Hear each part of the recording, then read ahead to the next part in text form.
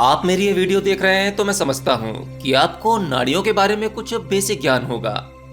यहाँ मैं भौतिक नाड़ियों की बात नहीं कर रहा हूँ। यहाँ मैं बात कर रहा हूँ हमारे शरीर में मौजूद सूक्ष्म नाड़ियों की, जो संख्या में 72,000 हैं। इन 72,000 नाड़ियों के माध्यम से हमारा शरीर संचालित रहता है। इसमें ऊर्जा का प्रभाव होता है, जिनमें की 3 मुख्य नाड़ियां हैं, ईड़ा, पिंगला और सुषुम्ना। इनके बारे में आपने बहुत बार सुना होगा। इन तीनों नाड़ियों को रीढ़ की हड्डी में चित्रित करके दर्शाया जाता है, जिसमें कि मध्य में सुषुम्ना नाड़ी होती है। अब याद रखना, ये तीनों नाड़ियां फिजिकल रूप से हमारे शरीर में कहीं मौजूद नहीं होती। इसे देखा या जांचा परखा नहीं जा सकता। ये एक प्रकार के चैनल हैं जहां से ऊर्जा का प्रभाव होता है। अब इसका मतलब ये नहीं कि हमारे शरीर में जो चीज दिखाई नहीं देती या जिसका हम विश्लेषण नहीं कर सकते, वो चीज एग्जिस्ट नहीं करती। ऐसा नहीं है। दिखाई तो हमें भगवान भी नहीं देता, पर हम उस पर विश्वास करके उसकी पूजा आराधना करते हैं और उस अज्ञात शक्ति से जुड़कर आप अनेकों लाभ पाते हैं। तो आज हम बात करेंगे सुषुम्ना नाड़ी के बारे में। जब एक साधक ध्यान के माध्यम से अपने मन को पूर्णतः सुषुम्ना नाड़ी पर ध्यान केंद्रित कर देता है, तो उस साधक का मिलन अद्वैत शक्ति से होता है। अब ये अद्वैत शक्ति क्या है? जहां पर दो ना दिखाई दें, वो एक ही परम सत्ता दो के रूप में प्रकट हो रही हो। जब इस प्रकार का अनुभव होता है, तब इसे अद्वैत सत्ता का अनुभव कहते हैं। आप अगर हमारे 7 शक्ति बिंदुओं के बारे में जानते हैं, यानी वो 7 चक्र जिसे कुंडलिनी भी कहा जाता है, उन 7 चक्रों के बीच में जो चैनल है जहां से ऊर्जा प्रवाह होती है, जो इन चक्रों को सक्रिय करने का कारण बनती है, उसी चैनल को सुषुम्ना नाड़ी कहा गया है। शायद आपने कुछ ऐसे वीडियोस देखे होंगे या फिर किसी ने कुछ ऐसे सेशंस लिए होंगे जहां पर आपकी कुंडलिनी को जागृत करना बताया जाता है, जिसमें आपको इंस्ट्रक्टर बताता है कि कैसे आपको अपनी रीढ़ में और सिर पर कल्पना करके ध्यान लगाना है। देखिए, अगर कोई भी साधक चाहे बिना किसी गुरु के या इंस्ट्रक्टर के अपने घर पर भी बैठकर ध्यान करता है और अपनी एकाग्रता को अपनी रीढ़ की हड्डी पर लाता है और कल्पना शक्ति का उपयोग करता हुआ वो सीधा अपने सिर के बीचों बीच यानी भूमध्य पर, जहां पर आज्ञा चक्र यानी थर्ड आई है, वहां एकाग्रता बढ़ाता है, तो वो अपनी सुषुम्ना नाड़ी में प्रवेश कर जाता है। ये अभ्यास बहुत अच्छा है। इससे आपको कुछ टेम्परेरी शांति तो मिल जाती है, क्योंकि जैसे ही कोई भी व्यक्ति अपनी रीढ़ और सिर पर ध्यान केंद्रित करता है, उसे तुरंत ही एक शांति का आभास होता है। अगर आपको इस पर यकीन नहीं है, तो आप इसको ट्राई करके देखना।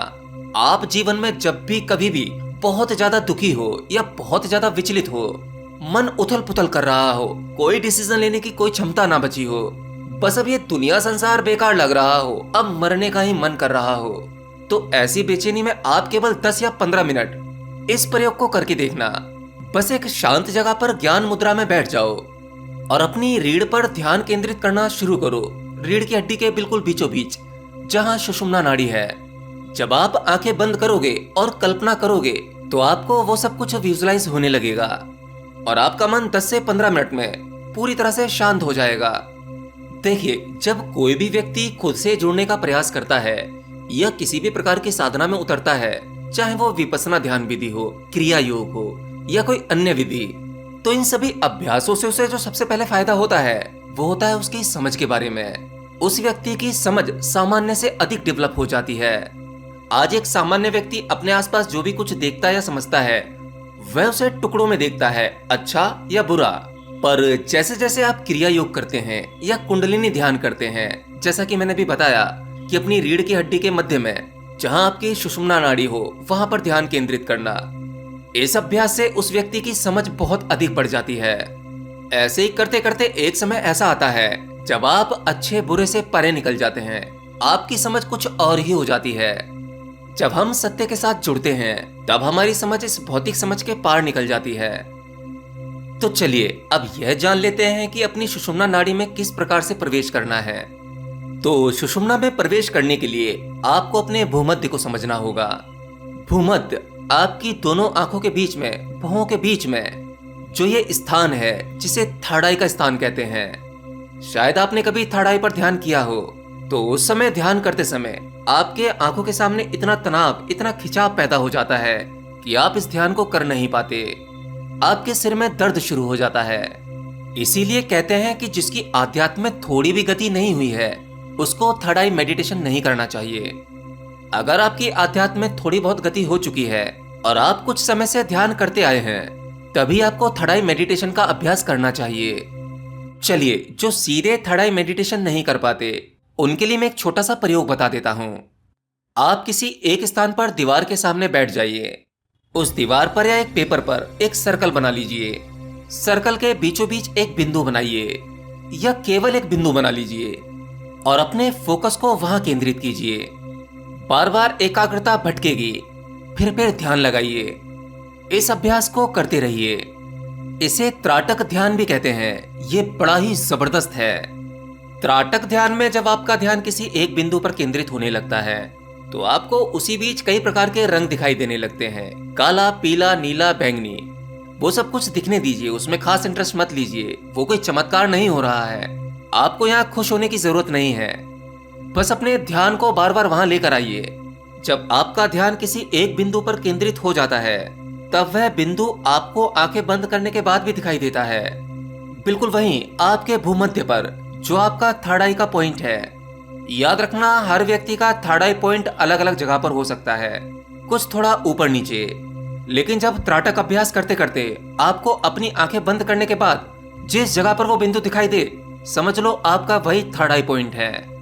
जब आपका ध्यान भूमध्य पर एकाग्र हो जाता है, तभी आपका प्रवेश सुषुम्ना नाड़ी में होता है। इसलिए भूमध्य को सुषुम्ना द्वार भी कहा गया है। अब दूसरा स्टेप। भूमध्य पर ध्यान केंद्रित होने के बाद आपकी तैयारी हो जाती है सुषुम्ना नाड़ी में प्रवेश करने की। याद रखना, अभी सुषुम्ना नाड़ी में प्रवेश नहीं हुआ है, ये बस तैयारी है। बस आपने द्वार खोल लिया है। दूसरे स्टेप में आपने अपनी चेतना को सिर से पांव तक घुमाना है, यानी अपने ही शरीर को होश पूर्वक पूरी तरह से महसूस करना है, सिर से पांव तक, एक यंत्र के भांति। जब आप अपने शरीर को इस प्रकार से देखोगे, चेतना को इस प्रकार से घुमाओगे, तो आपको अपने शरीर से अलग होने का अनुभव होगा। आप जानोगे कि आप इस शरीर का इस्तेमाल कर रहे हो। आप इसी शरीर के माध्यम से दुनिया संसार के तरह तरह के अनुभव लेते हैं। ये सुख, दुख, अच्छा, बुरा, ये सभी केवल अनुभव हैं, जो इस शरीर के कारण ही आपको मिलते हैं। अगर ये नहीं होगा तो ये अनुभव भी आपको नहीं मिलेंगे। तो भूमध्य पर ध्यान केंद्रित करके आपने अपने सुषुम्ना नाड़ी का द्वार खोल लिया, अपने ही शरीर को स्वयं से अलग जान लिया। अब तीसरा स्टेप जो है, वो है आपकी सांसें। तीसरे स्टेप में आपने अपनी एकाग्रता को अपनी सांसों पर लाना है। इस स्टेप में आते आते आपकी सांसें इतनी स्थिर हो जाएंगी कि आपकी सांसें सुषुम्ना नाड़ी से चलने लगेंगी। आपकी सांसों की गति, यानी कि वो हवा जो आप अंदर बाहर लेते हैं, वो आपके नाक के दोनों नोस्ट्रिल से बराबर मात्रा में बहेगी। आमतौर पर जब एक व्यक्ति सांसें लेता है, तो उसके सांस छोड़ते समय एक नोस्ट्रिल से हवा ज्यादा बहती है, एक से कम। यानी अगर राइट नोस्ट्रिल से हवा ज्यादा तेज आ रही है, तो उसकी सांसें ईड़ा नाड़ी से चल रही है। वहीं अगर लेफ्ट नोस्ट्रिल से हवा ज्यादा तेज है, तो उसकी सांस पिंगला नाड़ी से चल रही है।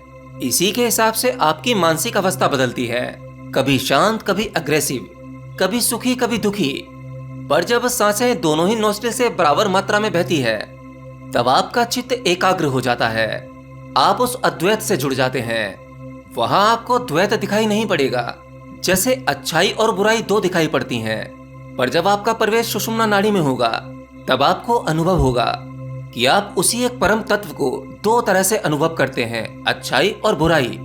फिर आपको जो राक्षस और देवता दो दिखाई पड़ते हैं, फिर आपको पता चलेगा कि वह एक ही परम तत्व दो रूपों में प्रकट हो रहे हैं। वही एक परब्रह्म अनेकों रूपों में प्रकट होता है। अगर एक साधक लगातार थर्ड आई मेडिटेशन करता है और ये ध्यान उसका सधने लगता है, फिर वह समाज में रहते हुए भी, अपनी दिनचर्या करते हुए भी अपना ध्यान भूमध्य पर केंद्रित कर पाता है। फिर उसके लिए ये संसार अलग तरह से प्रकट होता है। जैसे आप इस प्रयोग को खुद भी करके देख सकते हैं। आप कहीं भी किसी से भी बातें कर रहे हैं, अपने दोस्तों के साथ हैं या किसी भी व्यक्ति के साथ, बातें करते समय अगर आपका ध्यान भूमध्य पर जाता है, तो उसकी बातें आपके लिए सामान्य से अधिक स्पष्ट हो पाएंगी। आप उससे आसानी से कनेक्ट हो पाएंगे, उसकी भीतरी अवस्था समझ पाएंगे। पर लोगों की बातें आपको प्रभावित नहीं कर पाएंगी। आपकी मनोस्थिति बिल्कुल स्थिर रहेगी।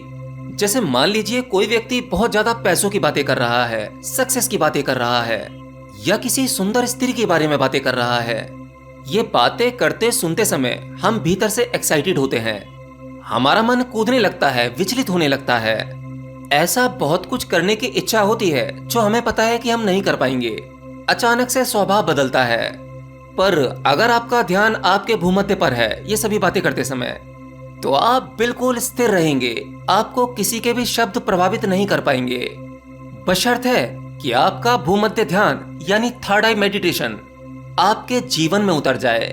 दुनिया संसार के सभी काम करते हुए बार बार आपका ध्यान आपके भूमध्य पर रहे, तब आप एक साधारण व्यक्ति नहीं बल्कि एक योगी की श्रेणी में आ जाते हैं। हाँ, बाकी याद रखना, ये ध्यान आप सभी लोगों को नहीं करना है। जिसकी थोड़ी बहुत गति अध्यात्म में हो चुकी है या जो कुछ लंबे समय से ध्यान करता हुआ आ रहा है, वही केवल थर्ड आई मेडिटेशन करे। बाकी बिना गुरु के इसे ना करें। और मैं भी बहुत जल्द आप सभी लोगों को ध्यान के प्रयोग करवाने वाला हूँ, फिजिकली, बिल्कुल आमने सामने। आप लोगों के थोड़े बहुत सहयोग से हमने अपने ध्यान गुरुकुल का रजिस्ट्रेशन तो करवा लिया है। बस अब आप लोगों को कहाँ बुलाकर शुरुआत करनी है इस पर विचार चल रहा है। इसका अपडेट भी आपको नेक्स्ट मंथ तक मिल जाएगा।